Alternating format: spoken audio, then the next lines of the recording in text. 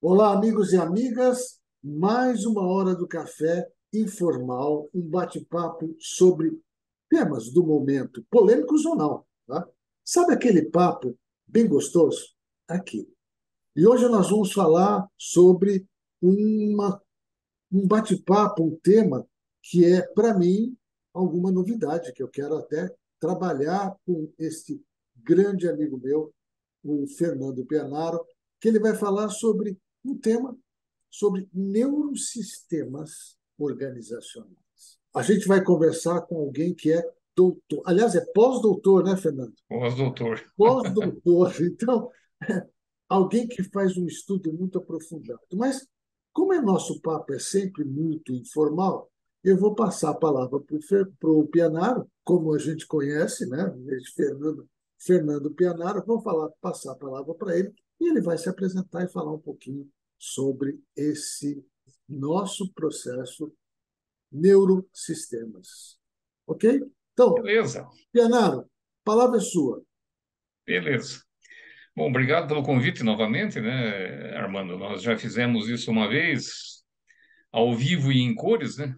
Exato. Agora nós estamos de uma forma diferente, né? Você está com o Zoom, né? Você colocou a tua tela aí, eu vou dar um share screen. Ah, eu não tô autorizado a fazer share, Já tá? vou te autorizar. Espera só um minutinho. Então, olá para todos, né? Não importa o horário que estejam assistindo isso. É um prazer estar aqui novamente com o Armando, né? Já nos conhecemos desde 2000, né? Fizemos um trabalho junto no ano 2000, lá na empresa onde eu trabalhava. O Armando fez um trabalho interno lá de desenvolvimento pessoal muito interessante. E a partir daí nós começamos a trocar figurinhas e demos aula juntos e fizemos alguns trabalhos de divulgação, inclusive de livros e de temas bem importantes. Ele falou aí que eu fiz o pós-doutorado, realmente fiz pós-doutorado, um pouco antes de me dedicar só à carreira de palestrante e de professor de mestrado e doutorado. O tema da minha pesquisa de pós-doutorado foi um trabalho que eu fiz na empresa onde eu a última empresa onde eu trabalhei formalmente como na área de estratégia, né? E que nos levou a pensar num tema pós-doutorado chamado de neuroestratégia. E eu coloquei isso para desmistificar um pouco daquela questão do planejamento estratégico tradicional, formal, e que não levava a muitos resultados, né? Até bastante desacreditado hoje, principalmente hoje, com a velocidade com que as coisas ocorrem, né? A gente não pode mais falar em planejamento estratégico, a gente tem que falar de estratégia, né? As pessoas precisam ter estratégia, e essa estratégia tem que ser neuroestratégia, ou seja, ela tem que estar dentro da gente para que nós possamos tomar as decisões e reagir ao que o mercado, o que o mundo vem apresentando para a gente, de uma forma estratégica para que a gente não se perca, né? Porque, como diz o antigo ditado, né? Se você não sabe para onde vai, qualquer lugar serve. Então, nós precisamos é, ter em mente que nós precisamos tomar ações, tomar decisões em algum momento diante do que se apresenta para a gente. Mas esse trabalho foi se aprofundando e eu acabei, hoje estou trabalhando num tema bastante provocativo, vamos dizer assim, né? Porque são temas que já acontecem desde que a humanidade é humanidade, mas que, de alguma forma, algumas pessoas registraram ao longo da história, né, ao longo dos séculos, e talvez, por não serem tão acreditados nas épocas, né, tiveram que fazer isso de uma forma metafórica, né? A própria Bíblia, né, todo um processo metafórico, né? Se você olhar as metáforas, as parábolas, eles são histórias, né? E hoje a gente valoriza muito a questão do storytelling, né? Está na moda hoje falar de storytelling. Mas o que que era o storytelling? Se você olhar para a Bíblia, você tem histórias e mais histórias que justamente procuram fazer essa associação da provocação dos neurônios, né? Fazer com que as pessoas pensem e façam associação com aquilo que vive no dia a dia. E é, Então, é inter- nessa linha que a gente está desenvolvendo os trabalhos sobre neurosistemas sociais. Tá? e é interessante, E, Leonardo, deixa eu só interrompendo você. claro, fique à vontade. Isso é bater papo, né? É bate-papo. Não é aula. É interessante o seguinte: nós tínhamos, nos diversos séculos antes dos nossos, né? os séculos sim, modernos, vamos dizer assim. Como era a maneira das pessoas aprenderem alguma coisa? Porque você não a maior parte das pessoas eram analfabetas, não sabiam ler e escrever. sim, Então, o que que você tinha que fazer? Contar histórias, fazer metáforas, exatamente. parábolas, que era a forma das pessoas pararem para pensar na sua vida, ter as suas estratégias, né? Então, os chineses fizeram isso, né? Toda a Bíblia, como você disse, é recheada de histórias, de parábolas que a gente tem que imaginar. Foram escritas há muitos séculos atrás, mas que faziam com que você pare e pensa e reflete sobre aquilo que está acontecendo. Só acrescentando, a maior parte das Na pessoas. verdade, você tocou num ponto que é fundamental, é que naquele tempo as pessoas não tinham educação formal Sim, em escolas, né? Nem existia isso. Então eram poucos privilegiados, normalmente da nobreza, que tinham acesso, vamos dizer assim, a essa formação. Mas as pessoas tinham que aprender alguma coisa, tinham que fazer alguma coisa, tinham que trabalhar, tinham que pensar nas suas vidas, né? Constituir família, prestar um serviço para a sociedade. E esse processo das histórias, ele sempre foi.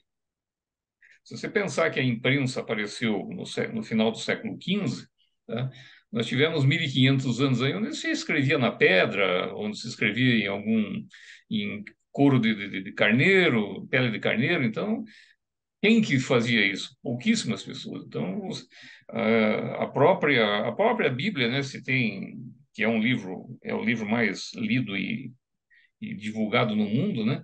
Ocidental, pelo menos, a gente tem dúvidas sobre se ele realmente foi escrito e quando ele foi escrito, se foi antes ou depois, ou apenas quando aconteceu o advento da imprensa, né? Porque até então eram histórias, né? E essas histórias foram coletadas e passaram a fazer parte do dia a dia das pessoas. Então, se você me permite, eu por vou favor, tá? fazer uma. Já está liberado para A gente vai conversando na sequência. Você me interrompa a hora que você quiser, tá? você, sem problema. É o Não nosso tem programa. essa de copiei lá a tua logomarca lá. E olha que interessante. Ah, desde 2017, meu amigo. Então, é algo que Pois é, né? tá mostrando aí. Começou, a primeira pessoa com que eu fiz foi a Leia, que você também conhece, né? Mas vamos lá. Vamos Neurociências lá. sociais. Neurosistemas sociais. Por que isso? Porque, na verdade, a palavra sistema é uma palavra que a gente assusta as pessoas. Quando se fala em sistema, você, imediatamente hoje se faz uma associação ainda com analista de sistema, aquele pessoal da informática, aquela coisa difícil. Mas eu coloquei essa figura do corpo humano aí, justamente para mostrar que quantos sistemas nós temos dentro do nosso corpo. Aliás, diga-se de passagem, nós mesmos chamamos de sistema, né? Mesmo as pessoas que não entendem nada do conceito de sistema, chamam de sistema. Sistema nervoso, sistema vascular, sistema visual. Então, veja quantos sistemas nós temos. Então, nós temos que desmistificar essa palavra sistema. E a imagem do corpo humano que eu trouxe é justamente para mostrar que nós somos sistemas, né, interligados, né? Nós temos vários sistemas interdependentes e interligados que fazem com que nosso corpo seja um sistema também único dentro de um processo social, tá? Então, o que nós produzimos, todas as sensações que nós emitimos, tudo isso faz parte do contexto social. Por isso, o neurosistema social, tá? Mas desmistificando a palavra sistema, justamente para mostrar isso, que nós somos um sistema. Cada pessoa é um sistema, composto de vários subsistemas, tá? Mas a ideia que ainda se fala é essa: você quer trocar alguma coisa comigo? O que é isso? É um sistema. Ah, não tem valor em si. O cara pergunta lá, o que é um sistema? E as pessoas costumam dizer, não questione o sistema, né? Ou seja, aceita a ideia, né, sem questionar. Mas, tá, quem questiona o sistema, que são aqueles que saem fora do modelo comum, do pensamento comum, esses é que fazem a diferença na sociedade, tá? Então, nós precisamos também, eventualmente, sermos desobedientes à questão do sistema, né, do conceito de sistema, para que nós consigamos fazer alguma coisa diferente, tá? E por que que eu digo que isso é antigo? Nós já comentamos aí no início que é antigo. Ó, a Divina Comédia, que foi escrita em aproximadamente 1300 pelo Dante Alighieri, né? Ele já falava de sistemas. Então ele falava, Divina Comédia é um texto metafórico, né? Que fala da viagem de um cidadão lá para o inferno, né? E ele já coloca, já começa a colocar dentro dessa estrutura, e em 1300 já falava isso, hein? Do sistema do inferno, 9 círculos. Então ele tem aí os 9 círculos, né? Então não é uma coisa nova. Você vê que o, o Dante Alighieri já falou isso, dos 9 sistemas do inferno, ele já falou dos 7 sistemas do purgatório, né, que tem associação lá nos pecados capitais da Bíblia, né? Uhum. E agora uma coisa que é interessante, que em 1300 ele já colocou, já falava dos sistemas do paraíso, e veja que ele já falava de Lua, Mercúrio, Vênus, Sol, Marte, Júpiter, Saturno. Caramba, se em 1300 o cara já pensava dessa forma, e o Copérnico e o Galileu só conseguiram provar isso em 1600, no final dos anos 1500, 1600, como é que esse cara já sabia disso? Quer dizer, então, já existia gente pensando nisso tudo, né? Então, não é uma coisa assim que foi jogado assim, uma ideia que foi jogada aleatoriamente e que as pessoas compraram. Então o cara já falava disso. Em 1300, tá? Num livro que está aí até hoje, né? É, aí tem uma coisa interessante. Em 1759, o Adam Smith, que é considerado aí o pai da economia, né? Fala da, da, da mão invisível, né? Da teoria da riqueza das nações. Esses são os livros que são mais conhecidos por quem estuda economia, por quem estuda administração, etc. Porém, ele escreveu em 1759 um livro chamado Teoria dos Sentimentos Morais, que falava exatamente dessa questão dos neurosistemas sociais, ou seja, ele pegou a economia como um todo, e que é uma verdade, né? Tanto que hoje existem psicólogos ganhando o Prêmio Nobel de Economia, né? Exatamente. Recentemente aí, tem psicólogo ganhando o Prêmio Nobel de Economia, porque eles conseguiram encaixar, né, ou fazer um merge, fazer um link entre os neurosistemas sociais, os sistemas sociais e a economia. Tá? Então, o cara já falou isso em 1759, ele já falou desses sistemas morais.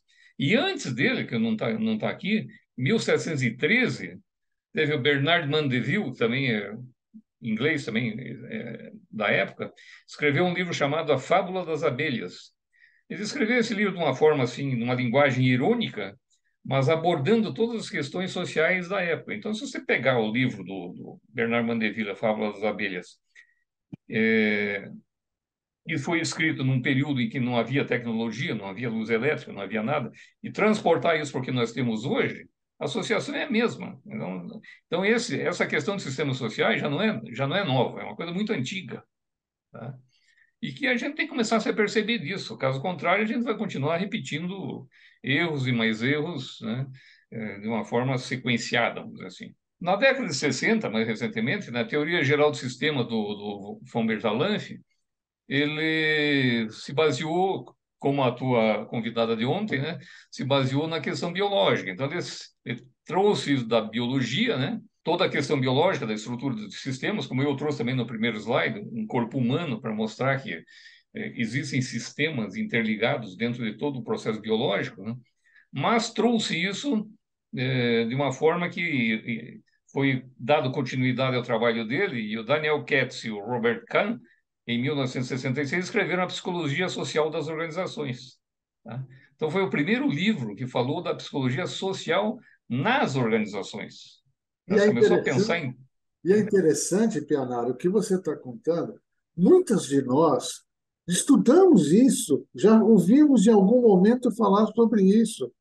E Sim, muitos dos nossos empresários, muitos líderes, já ouviram falar, mas dão pouca importância a esse processo. É vou te algo. dar só um dado. Vou te dar só um dado que assusta muita gente. Tá? A Terra viaja no espaço a 27 quilômetros, entre 27 e 29 quilômetros por segundo. Já pensou nisso, cara?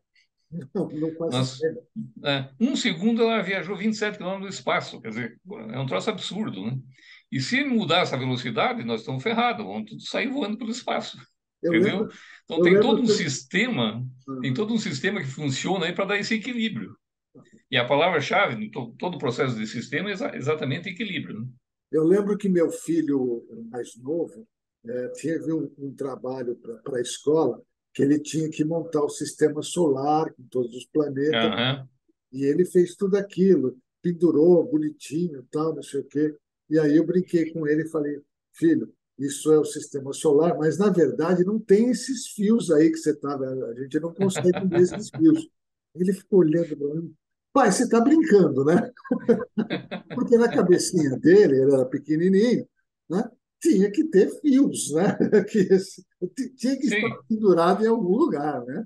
tem que haver uma lógica, né? Sim, Então, nós tivemos um grande pensador brasileiro aqui, professor da USP, chamado Antônio Rublo Miller, que na década de 50, mais especificamente em 1957, ele escreveu um livro chamado Teoria da Organização Humana, tá?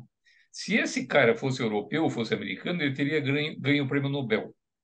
Mas, como era um professor da USP, não era catedrático, não era político, não tem aquele network fantástico dentro dele, entendeu? Ele acabou sendo um professor que morreu, mas deixou uma obra que hoje está sendo recuperada.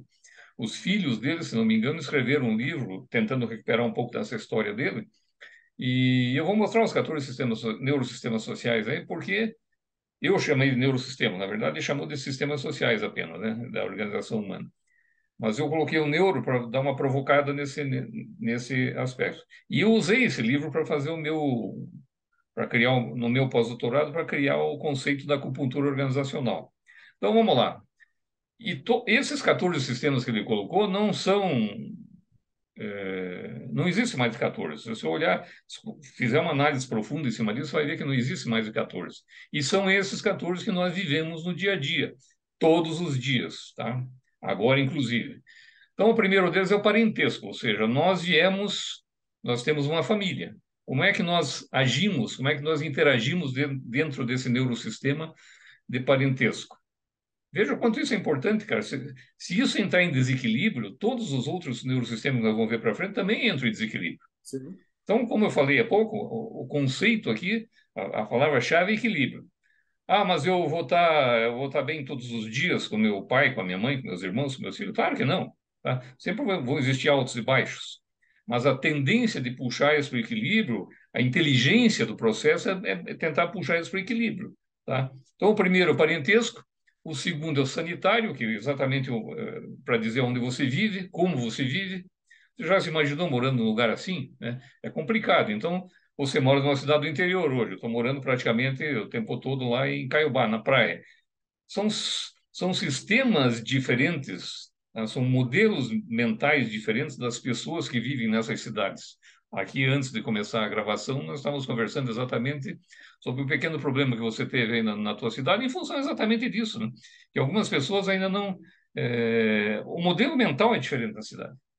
Tá? O tempo parece que vai diferente. Então, o segundo neurosistema social é sanitário. Se você não está bem, se você vive num lugar sujo, se vive num lugar que não tem água encanada, se vive num lugar que não tem esgoto, certamente o teu componente mental trabalha de uma forma diferente daquele que tem essas facilidades, assim, ou esses direitos, né, que a gente tem nas cidades mais cuidadosas com isso. O terceiro neurosistema é da manutenção. Como é que eu me mantenho? Como é que eu penso a minha velhice, o meu envelhecimento?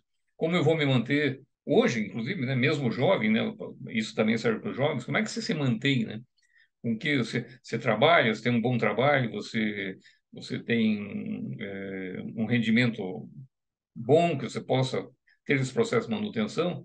Então, veja, nós vamos encaixando as coisas. E O uma coisa, quarto subsistema... e Oi, pode uma falar. coisa que você está falando da manutenção é que as pessoas estão envelhecendo mais, as pessoas Sim, estão vivendo mais, né? Nós vamos ter, em alguns países do mundo, se você já estudou, o número de idosos está chegando num nível muito grande, A Vamos lá. Itália é um exemplo disso. A França, com esse problema todo que está dando, Sim, né? Eu conversei, inclusive, com uma especialista que vai aparecer aqui, a Andresa, sobre aposentadoria. Tem gente que não pensa nisso, né? nós estamos pagando o preço. Nós estamos pagando. A indústria química é uma a indústria química farmacêutica é uma das indústrias mais importantes do mundo no sentido da longevidade. Agora, a longevidade com qualidade de vida é uma coisa. Então, o processo de manutenção do longevo com qualidade de vida é importante, tá? Agora, isso tem um custo, né? E um custo Exatamente, social, inclusive, né? exatamente. Porque vamos pegar o caso aqui das cidades do litoral do Paraná, que quem mora lá hoje, a maioria, boa parte da população que tem lá são pessoas de idade que já se aposentaram e estão morando no litoral. Mas as cidades não se prepararam para receber essas pessoas, né? Então você tem um modelo de gestão pública totalmente desfocado da realidade das pessoas que vivem lá, tá? E isso é um negócio complicado, que precisa ser mudado. Vamos lá? Vamos, continua. Bom, o quarto neurosistema social que ele colocou é da lealdade. O quanto você é leal às pessoas, né? E aqui não fala de fidelidade. Fidelidade tem a ver com casamento, etc. É a questão da lealdade, né? Com quantos amigos você se relaciona de forma genuína, né? Como é que é a tua relação com a tua religião, com a tua... Bom, vamos falar disso depois, mas com a tua fé, né?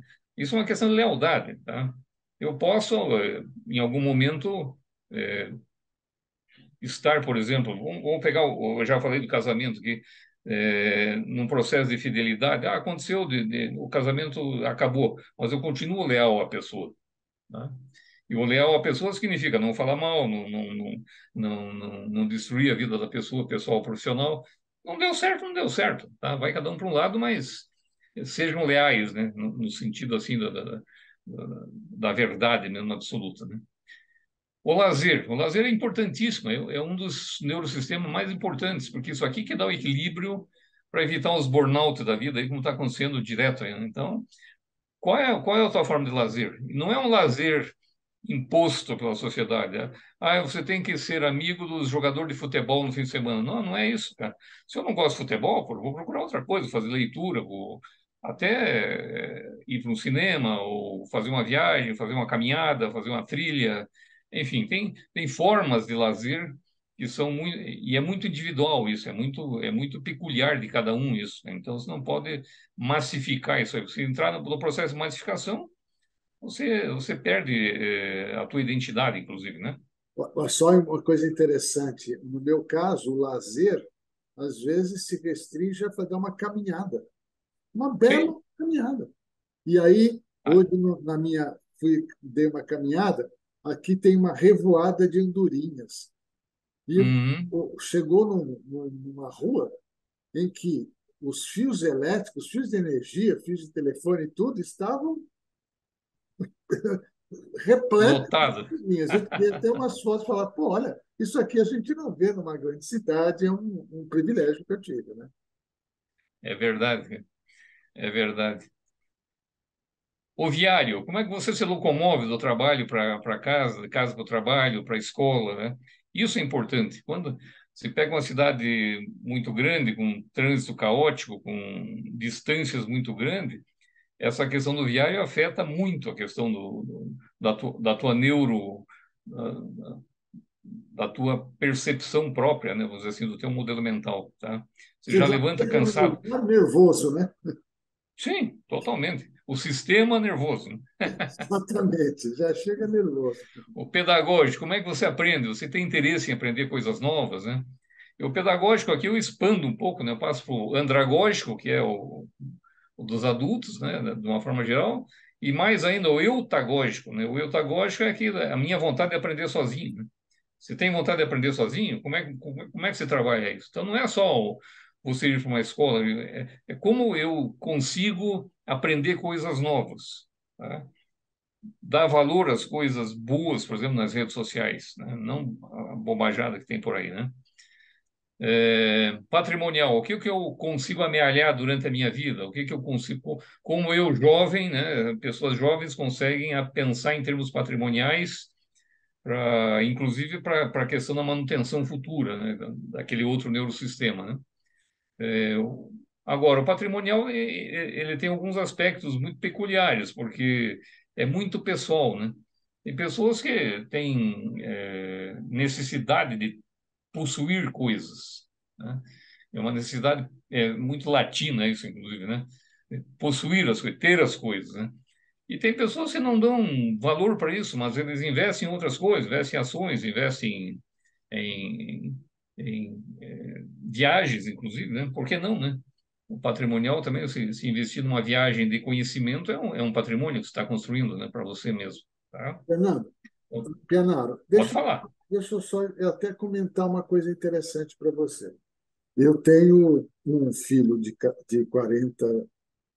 39 anos, outro de 33 anos, diferença de 6 anos entre eles, e tenho dois sobrinhos bem mais jovens. E é interessante como mudou a cabeça nessa questão patrimonial para eles. O mais Totalmente. jovem, que está com 21 anos, o pai falou: agora você vai estudar, vai para a faculdade e tal, 21 anos, 19 anos. Eu vou te dar um carro. Ele não quer. Mas como que você não quer um carro? Não, não quero. Mas como é que você vai para a faculdade? Vou a pé, vou de bicicleta. Uma bicicleta eu quero, pai. Ou seja, para ele, aquilo que eu, por exemplo, a primeira coisa quando eu tive 18 anos era tirar carteira. Isso eu não Ah, fez de sim, a carteira, né? carro. E ele não está nem aí com o carro. E depois eu comecei a perguntar para ele, é mais ou menos natural para algum para a faixa de idade, porque hoje tem uma facilidade. A hora que ele quer alguma coisa, ele pede um Uber. É mais barato, não tem manutenção, não sei o quê, não dá. Leva ele para onde ele quiser, faz o que ele quer e pronto. Então, acho que É o essa neurosistema questão, viário aqui. né? Hoje a gente não fala mais.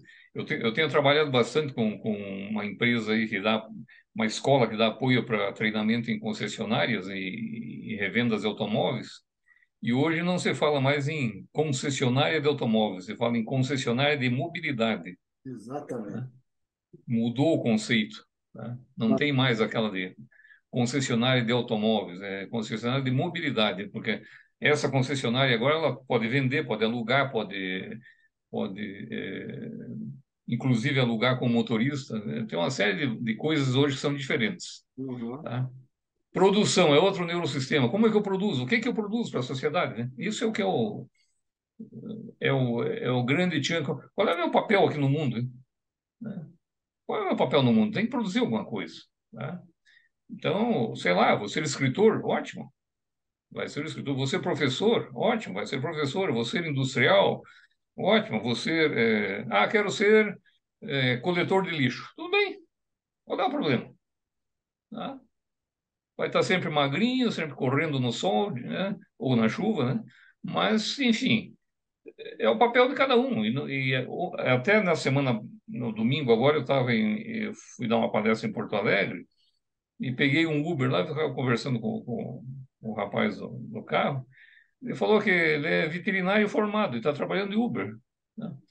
Falei, pô, cara, mas a coisa está tão difícil para veterinário. Ele falou, olha, depois que me apresentei, não, professor, até que não está difícil, mas hoje eu me sinto melhor, mais bem reconhecido trabalhando com o carro de aplicativo do que com atendendo na clínica veterinária, que eu ainda não tenho capital suficiente para montar uma, né? Então, o que eu estou fazendo? Estou produzindo para a sociedade sendo um motorista de aplicativo. Falei, ótimo, cara, você está perfeito, está dentro do processo, sem problema nenhum. Sem você, nós estaríamos com problemas, aí, de repente, nessa questão viária, né? O religioso, né? Eu peguei o termo exatamente como ele é, né? Mas ele deveria colocar aqui espiritual, né? Porque na verdade não é uma questão só de religião, né? Como é que você encara o neurosistema espiritual? Como é que é a tua espiritualidade no processo, né? Entendeu? Então tem que ser mais amplo a coisa aqui, porque quantas religiões nós temos no mundo? E hoje com essa questão aí da tecnologia, a gente poder acessar online, em qualquer lugar do mundo, nós temos que entender que as pessoas pensam de forma diferente, inclusive em aspectos religiosos, né? Eu costumo, nas minhas aulas, quando alguém me pergunta isso, eu falo, "Olha, eu tenho a minha religião, mas eu acho que todos devem ter a sua espiritualidade. Exatamente. Imaginar todo um processo, um grande sistema, e esse grande sistema tem alguma coisa maior. Se vocês acreditam nisso, qualquer religião positiva, qualquer religião Claro, bem, bem feita, seja muçulmano, cristão, evangélico, qualquer uma dessas, budista, budista. pode ser qualquer uma delas, vai fazer com que você tenha momentos onde você vai refletir sobre. E aí, E, aliás, isso é um aspecto muito importante dentro dos neurosistemas sociais, o que você precisa disso. Você precisa ter esse ponto de apoio eh, que está além das ideias da matéria, né? sim, Então, acho que é muito importante isso. Aqui eu mudei, né? Que eu chamo de militar, eu coloquei ele de hierarquia. Qual é a minha atitude diante da hierarquia, né? Quando ele escreveu isso lá em 1957, ele colocou militar, provavelmente porque tinha uma linha mais militarista, vamos dizer assim, dentro da história do Brasil, hein? Mas eu mudei aqui, eu até devia tirar o militar e colocar a hierarquia. Como é que eu me comporto diante da hierarquia? Eu respeito isso, tá? Eu assino um contrato com uma empresa, vou trabalhar numa empresa. Tem uma hierarquia dentro da empresa, tá? Ah, eu quero ser o presidente. Bom, você vai ter que trabalhar para ser o presidente, né? Vai ter que lutar muito para ser o presidente, ser o gerente, para ser o coordenador, ser o gestor, para ser o líder. Vai ter que mostrar o teu valor. Então, enquanto isso não acontecer, eu tenho que respeitar uma certa hierarquia. A mesma hierarquia que eu respeito na igreja, que eu respeito no hospital, tá? Já pensou se eu quiser bater de frente com o médico lá no hospital, quando estiver sendo atendido numa cirurgia de emergência, né? e é interessante que tem gente que fala, nós temos que mudar esse sistema. Sim, mas para mudar esse sistema, você tem que colocar outro no lugar, né? Sim, Não, não existe para, né? você não muda uma crença, se substitui, né? Exatamente. É, Substitui. Aquela crença está sendo boa até um determinado momento. Você acha que tem que claro. mudar, crie uma nova crença que tenha uma possibilidade. Eu sempre brinco com as pessoas, eu mostro Mas que faça integração com todos os outros sistemas. exatamente Esse que é o grande tchan da questão, né? o que a É. gente chama na PNL de ecologia, né? Se tiver Isso. mexendo com o O outro, político. Coloquei só a urna aqui para não expandir muito o tema, mas assim, como é que é a minha relação com a política, né? Eu cumpro as minhas obrigações, eu voto nas pessoas que me representam com responsabilidade, né? E cobro responsabilidade. Eu voto num projeto, eu fiz essa pergunta algum tempo atrás aí em sala de aula, no MBA, e perguntei, vocês votaram na pessoa ou votaram num projeto? 90% não sabia nem qual era o projeto do cara em quem eles votaram, tá? Esse é o nosso problema, cara, tá? Então, nós não temos uma pessoa que nós vamos votar alguém para nos representar, mas representar para quê? Né? Tem que ter um projeto para isso. E política é um negócio importantíssimo, né?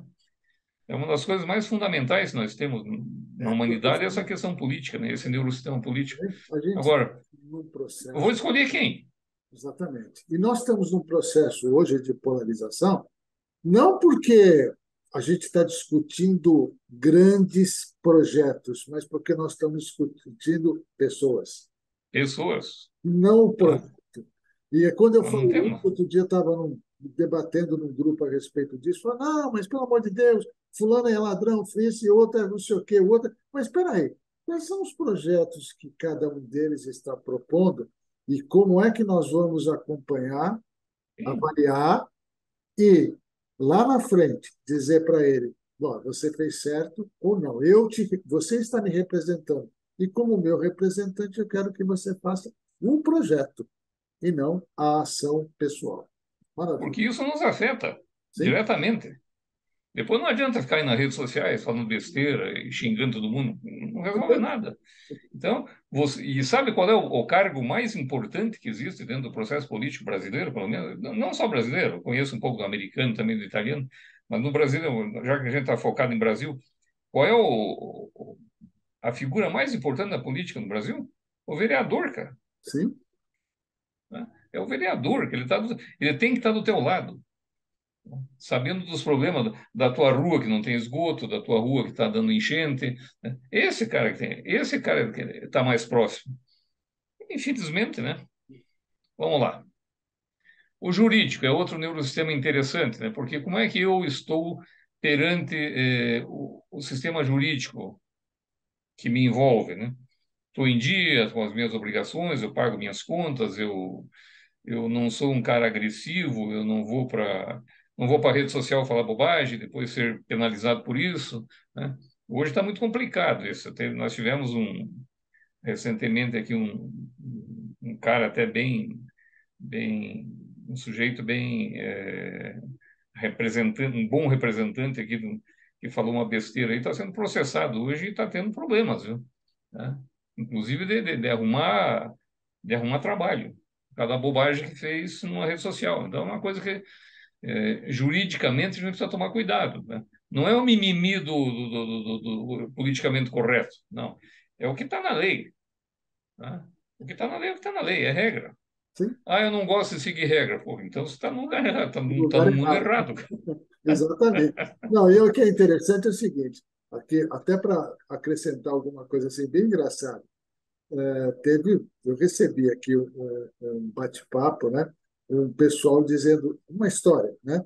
Que o sujeito lá para 2017, 2018, falou muito mal de um banco, xingando o banco, dizendo um monte de baboseiras. Aí ele foi chamado para fazer uma entrevista de emprego naquele mesmo banco. E a menina que estava entrevistando buscou aquele comentário e mostrou para ele. A pergunta é: o que você vai fazer aqui? Né?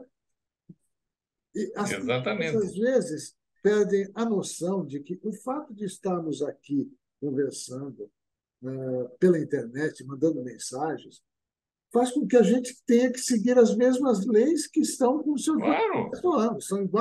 As leis claro, é não igual. são diferentes, né? E, Posicionar-se é uma coisa. Eu sempre digo isso para meus alunos, para meus amigos.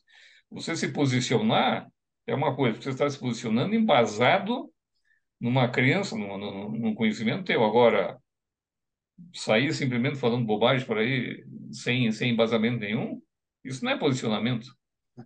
Né? Você se posiciona quando você tem. Pode até estar errado, mas você tem certeza naquele momento que você está tá numa situação, está com uma ideia certa. Agora precisa justificar isso. Está tudo não, embasado. e você se posiciona, é você se posicionando. Eu me Sim, posiciono, não é para ficar atacando o outro. Tá? exatamente. Maravilha. E o 14º é a precedência, quer dizer, o respeito que eu tenho para minha família, para os meus ancestrais, para a minha origem, né? Porque isso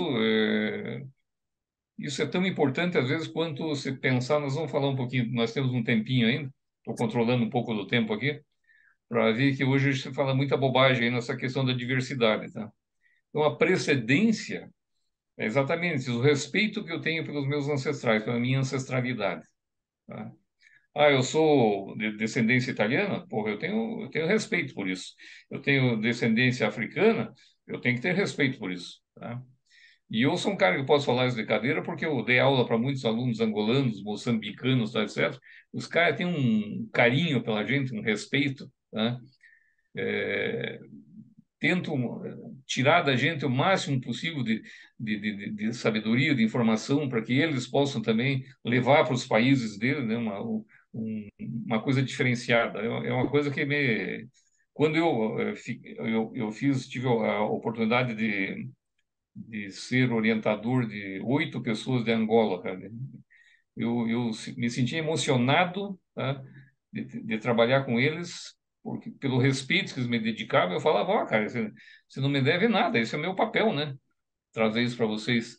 Mas eu tive que comprar livro com o meu dinheiro aqui e mandar para eles, cara, porque lá eles não conseguiam comprar livro. Pois é, Tá? e Porque olha eu, só que interessante, você é descendente italiano, mas os descendentes, uma parte dos italianos são descendentes de árabes.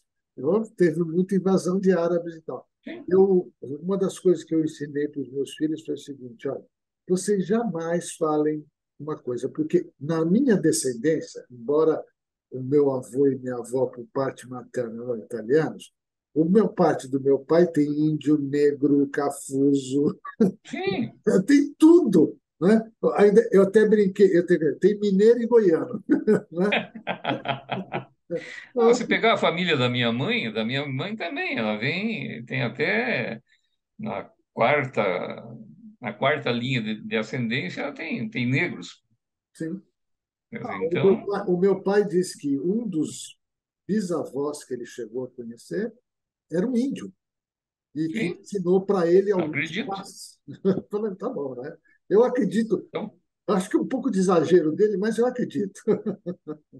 a gente tem esse respeito a essa ascendência Sim, e tem que ensinar esse respeito, né? Eu tive a oportunidade de dar uma palestra uma vez para os meninos aí de uma comunidade aqui da região de Curitiba aqui, a maioria deles negros, né? Negro mesmo, não vem com essa de afrodescendente, que isso aí não existe. É negro mesmo, a raça é negra. E eu perguntei para eles, do que é que vocês se envergonham? Vocês têm que ter orgulho do que vocês são, né? E a meninada saiu de lá que saiu, sabe? Então, alegre, né? uma palavra que você diga, né, modifica a vida das pessoas, às vezes, por resto da vida. Só continuando um pouquinho aqui, então, além disso, a gente tem as culturas, né? Nós temos uns minutos ainda, né? E eu vou falar rapidamente das culturas, porque esse é um trabalho que eu tô focando bastante agora. Então, cada indivíduo tem uma cultura. Então, e essa cultura é pessoal, ele vive num âmbito social, ele cresceu num âmbito social, ele tem um aspecto cultural que é só dele, né? Porque por mais que um professor ensine qualquer coisa, né? O indivíduo, a criança só vai incorporar ou trazer para dentro do seu cérebro, né, do seu inconsciente, aquilo que lhe diz respeito dentro da construção biosocial que ele tem, né? E a questão organizacional, que começa inclusive na família, né? Tá? Então, isso é uma cultura individual. Aí, quando o cara sai para trabalhar, depois que ele estuda, então, etc., ele vai para uma cultura empresarial. Empresa tem missão, visão, valores e recursos. Eu não tem alma. Tá? Então, vocês a alma da empresa não existe. A alma da empresa está nas pessoas que estão lá. E aquilo que ele trouxe anteriormente aqui, que é o seu pessoal, o seu social, o seu cultural organizacional, ele vai ter que fazer um merge com isso aqui, né? Ele vai ter que fazer uma aderência aqui. E se ele não conseguir fazer essa aderência, tem que procurar outro lugar. Tá? É, Senão ele vai ser. e algo interessante que você coloca, acho que isso está sendo excelente para quem vai assistir. Não adianta a gente estar pensando uma coisa e vai para uma organização com outras coisas. Se isso, Sim, se não tiver uma congruência, se não tiver uma maneira, eu costumo dizer assim, se não tiver um link, né? Vamos pensar no, se não tiver um link, algo que ligue aquilo que você quer, que aprendeu, com aquilo que a organização quer, nós vamos ter duas situações. Ou você vai ser uma pessoa infeliz, tá? Ou você não vai produzir aquilo que é uma das que você falou, do que eu estou produzindo na vida, né? exatamente. Então, Exatamente. E aí eu saio dentro da organização e vou olhar a minha cultura nacional. E aqui eu tenho costumes, tenho história, tenho política, tenho leis, tenho economia e tenho uma consciência coletiva de nação, né? Que aqui no Brasil ainda não chegou nesse nível de consciência de nação, né? Nós ainda temos uma consciência de separatismo, de país, de culturas diversas, quando na verdade nós deveríamos pensar muito nessa questão de cultura nacional, tá? Essa consciência coletiva talvez ainda esteja faltando. E ainda existe uma cultura mundial, tá? Que hoje está muito focada em conhecimento, em globalização, em tecnologia. Graças aos deuses do universo, nós temos tecnologia, senão na pandemia nós tínhamos morrido todos, né? Macroeconomia, o que é macroeconomia? Pô, a guerra da Rússia impacta na nossa economia? Claro que impacta, de alguma forma sempre impacta. Então, isso é macroeconomia, temos que pensar nisso. Mudanças estruturais, o chat GPT está chegando aí, o que nós vamos fazer com isso, né? Quantos empregos vão desaparecer, quantas funções vão desaparecer com o chat GPT? Nós temos que estar preparados para isso. Nós temos que mudar as nossas culturas das universidades, das escolas, para adequar isso. Nós temos que pensar em alianças estratégicas a nível mundial, com que países nós vamos fazer trocas, né? Principalmente eu que sou da área de educação também, você também saiu da área de educação, né? É, como que eu vou trabalhar a questão das minhas parcerias da minha universidade com as universidades externas, tá? Para entender essa questão. Isso é o mínimo, né? Fora as alianças estratégicas de outros níveis, né? E temos que pensar em política internacional, nós temos que pensar em política internacional. O que está acontecendo hoje na França? É um movimento violento, né? O que Isso vai pode impactar na acontecer gente? no Brasil? Certamente vai. Pode acontecer no Brasil. Sim. Eu costumo dizer o seguinte: nós estamos, e para quem conhece um pouquinho, estuda um pouquinho sobre a Previdência e sabe um pouquinho, sabe Ah, que sim. é o seguinte: alguém chegou e fez um corte no braço, tá? Esse corte no braço, vem o sujeito e coloca um band-aid ou um curativinho para tentar, mas esse corte é muito maior. No mês que vem vai ter que colocar o ano que vem, ou daqui 10 anos, vai ter que colocar um novo adesivo, alguma coisa nova. Porque, como a gente já viu, você sabe disso, nós estamos envelhecendo, não está nascendo gente, né? A taxa de natalidade em alguns lugares, em algumas camadas sociais é negativa já. Eu lembro que meu avô não chegou com a minha idade, 69 anos. Eu estou com Quem 60, é que vai sustentar esse modelo, né? exatamente. Da forma como é hoje da Previdência administrada pelo governo, que pega o dinheiro de quem está trabalhando e paga para aqueles que estão aposentados, não Não vai tem, acontecer. não tem. Não tem. Bom, aí você junta tudo isso, dá isso aqui, né? Então, Sim. quando você fala em culturas, né? Você fala nos neurosistemas sociais e fala em culturas, você tem que olhar para tudo isso, cara, tá? Tem que olhar para tudo Eu isso. vou fazer uma coisa com você que é um pedido. O meu pedido é: tem coisas aqui que nós devíamos aprofundar. Então já fica aqui um convite ao Legal. ar gravado, né? Vai estar gravado, para no próximo semestre a gente voltar e aí a gente aprofundar em algumas questões, porque é algo que você está trabalhando que é muito bom. Está unindo um monte de bate-papos, um monte de horas do café que eu estou fazendo e algumas que eu vou fazer também. Vai ser um momento de a gente sentar e falar, vamos conversar agora, e vocês vão ver, quem vai nos assistir, o quanto está fazendo sentido todo esse processo. Como Claro. está tudo, como você mesmo disse, estamos todos em sistemas, todos. E não adianta a gente fugir e dizer, não, nada disso vai acontecer, que isso? Isso é mais uma teoria. Não, não é uma teoria, Não, não é não. não é mais. Não Né? existe teoria do caos. Isso é o que está acontecendo. Exato. Só deixa eu passar aqui uma questão da diversidade que também impacta diretamente a gente. Então, isso eu vou passar rapidinho, porque o nosso tempo está esgotando, né? Personalidade, cara, todo mundo tem. Tá? Então, nós temos qualidades, crenças, características. Então, assim, agora, as dimensões internas da diversidade, é isso que hoje a maioria das pessoas, 99%, associa a diversidade, que é a questão da idade, hoje se fala muito dessa questão de etarismo, né? De sexo, de orientação sexual, que é diferente, né? Tá? De capacidade física, de etnia e de raça. Tá? Nós somos de raça branca, vamos dizer assim, branca entre aspas, né? Porque ninguém é branco, né? Só os albinos. Mas a etnia nossa é italiana, né? Então, dependendo da região da Itália também, nós dois aqui, né? Dependendo da região da Itália, são etnias diferentes, tá? Eu sou da, Ainda temos, eu sou da pode Calábria. falar. Os meus avós vieram da Calábria. Ah, o meu é Vêneto. Já é diferente, tá vendo? Diferente.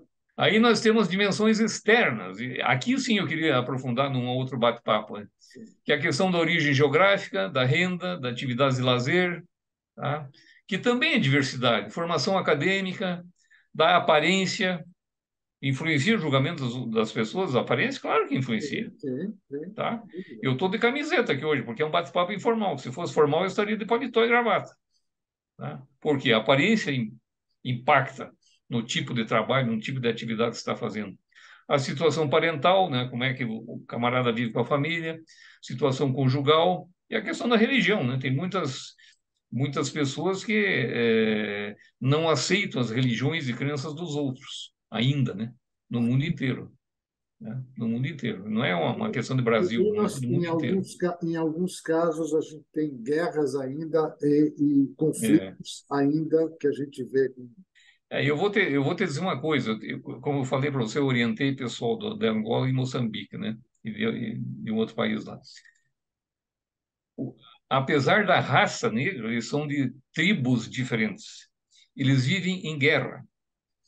Então, não é uma questão de racismo, é uma questão de cultura do modelo mental das tribos e das etnias que eles têm lá. É um negócio complicado, é uma análise que precisa ser levada muito a sério. Situação conjugal, religião também, hábitos pessoais, né? Experiência profissional, veja, tudo isso é diversidade, cara. E aí, se eu for para nível dimensões organizacionais, você vai lá para nível classificação funcional na organização, o que você pode assumir, a natureza ou campo de trabalho, que departamentos, divisões, unidades você vai poder participar, tempo de serviço, localização do trabalho, diferenças sindicais, classistas e administrativas, e até imposição da administração. Então, quando você traz efetivamente o conceito de diversidade, você tem que pensar dessa forma. E não só em raça, em sexo ou opção sexual. E é um negócio complicado. Tá? Então, o buraco é mais embaixo para fazer uma análise. Para a gente ser mais concreto, né? Ok. É. Agora, quem exerce um papel de liderança não pode, é, é, pode não ter poder de controlar as decisões políticas relativas ao sistema, mas ele é o fator mais forte de vínculo das pessoas com a organização. É isso que a gente tem que pensar como líderes, né? Na verdade, Agora, a diversidade ser observada com mentalidade aberta e inteligente é a grande riqueza das organizações, sim. tá? Esse é o grande diferencial das organizações. Então, uma organização que tem essa mentalidade aberta, esse modelo mental agregador, vamos dizer assim, normalmente é uma organização que tem diferencial. Agora, veja a frase de baixo aí que eu coloquei de propósito. Tem muitas empresas que colocam esse tema em algum tipo de declaração de valores ou missão, mas são raras as que efetivamente colocam esses princípios em prática. Fica apenas na fachada. E é interessante que agora, a gente começa a perceber, tá? Que isso está influenciando diretamente o principal, que é o seu cliente. O cliente está olhando e falando: Claro, lógico, claro, eu vou mudar, né? claro. Um exemplo de uma loja que eu fui, que faz lançamento de tudo quanto é produto. E eu fui tentar buscar um produto específico, mas que era de um parceiro. Ela olhou para mim e falou: "Olha, eu não estou conseguindo tal contato com não sei o quê." Eu falei: "Isso não é problema nosso, isso é problema do parceiro." Eu falei: "Mas você está anunciando no site de vocês." Aí um olhou para o outro, né? Duas pessoas falando: mas é assim mesmo, né? A gente também já falou isso, não adianta nada. Aí eu olhei para eles e falei: "Vocês acabaram de perder um cliente." É claro, é óbvio. E aí vem uma pergunta que eu gosto muito do Anthony Robbins, né, que é o maior coach do mundo aí, né? Coloca 5.000 pessoas num ginásio de esportes a cada fim de semana, cobrando 4, 5 mil dólares de cada um. O que você faria se soubesse que não pode falhar? Exato. Né? Essa, para mim, é o grande, é o Então, maior, a melhor pergunta que você pode fazer para alguém. O que e que você essa faria se pergunta, soubesse que não pode falhar? eu quero que você repita, porque isso vai ficar bem grande para que as pessoas no grupo, as pessoas que vão assistir, tenham. Pode repetir, por favor? Claro. O que você faria se soubesse que não pode falhar? Por que você tem tempo para refazer as coisas? Né? E nunca tem tempo para fazer as coisas certas da primeira vez, né? Levar a sério, né? Então, que tal começar a contagiar, né? Pensar dessa forma, tá? Maravilha. Bom, eu quero te agradecer, né, por me permitir compartilhar um pouco desse estudo meu, aí, né? Para mim é um privilégio sempre estar com você, né? Então, Olha, faço. eu acho que para o nosso, para as pessoas, para mim, sempre foi um privilégio. como você falou, a gente já se conhece há tanto, mais de 20 20 anos que a gente, 23 anos, para ser mais exato, que nós já temos, né? É uma vida, né? Tem gente. Outro dia eu estava dando um bate-papo com um garoto e eu expliquei para ele que eu estive vendo, assistindo na televisão, né, a questão daquilo que ele nem imaginava que tinha acontecido, que ele ouviu falar, o pai e a mãe falavam muito para ele, mas ele não tinha a dimensão do atentado nas Torres Gêmeas dos Estados Unidos. E eu vi aquilo acontecendo. Então, eu costumo. Pois é. Eu sou um privilegiado porque eu passei por muita coisa interessante, nós somos privilegiados, e eu acho que nós temos uma missão, o Pianaro, mostrar para as pessoas que elas também têm que ser privilegiadas, que elas estão sendo privilegiadas, porque elas estão tendo um crescimento, podem crescer ainda muito mais do que nós crescemos. Sim, esse material, por exemplo, que eu estou passando para você, esse é um material que eu ainda estou pesquisando, ainda estou montando. Isso vai virar um livro, tá? Ótimo. Mas veja, em momento algum eu tenho a pretensão de guardar isso para mim. Se eu guardar para mim, não vai servir para nada. Algo Então, que quando a gente fala em network, hoje ficou bonito falar em network, né? Vou aumentar minha network. Porra, network é exatamente isso, é você compartilhar com as pessoas e receber também em troca, né? Obviamente, se alguém quiser entrar em contato comigo, me dá sugestão, fico agradecido, né? Não, mas com certeza eu vou deixar como um convite para as pessoas aqui, né, que elas façam perguntas para você, que mandem perguntas. Há um grupo muito bom de pessoas. Eu não estou muito preocupado com a quantidade. Eu não pretendo ter, não pretendo ter 1 milhão de seguidores, tá? Eu pretendo ter 2, 10, 20 com qualidade, que vão buscar É, coerência e profundidade naquilo que nós eu estamos. falei do Anthony Robbins, até vou voltar aqui nessa frase dele, né? Nessa pergunta dele, né?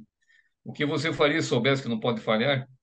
Ele tem uma estatística interessante com o público dele, que ele já deu, acho que já treinou próximo de 100 mil pessoas no mundo aí. Ele tem uma estatística interessante que apenas 1,2% das pessoas sabem exatamente aonde querem ir e o que fazer para chegar nesse lugar, e se põem em movimento. Então, se você pensar em termos de 1,2%, é muito pouco, cara. E se você colocar isso a nível de Brasil, talvez seja menor ainda, tá? Porque nós temos uma cultura de deixar para amanhã para ver, deixa para amanhã para ver como é que fica, né? Tá? Então Eu, é importante que a gente pense que nós podemos fazer melhor, sim. Nós podemos começar a contagiar melhor. maravilha. Muito obrigado ao nosso processo. Ficou um tema maravilhoso. Nós tivemos uma aula. Eu tive uma aula. Hoje ficou muito legal, tá? A hora do café é nossa, tá? Vocês podem participar, dando sugestões, fazendo perguntas, compartilhando.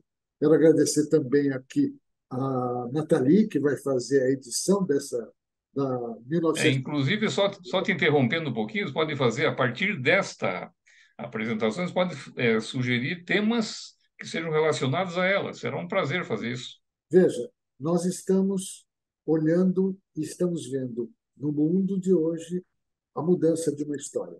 O mundo está mudando. Sim. Só que com uma rapidez muito maior do que veio antigamente.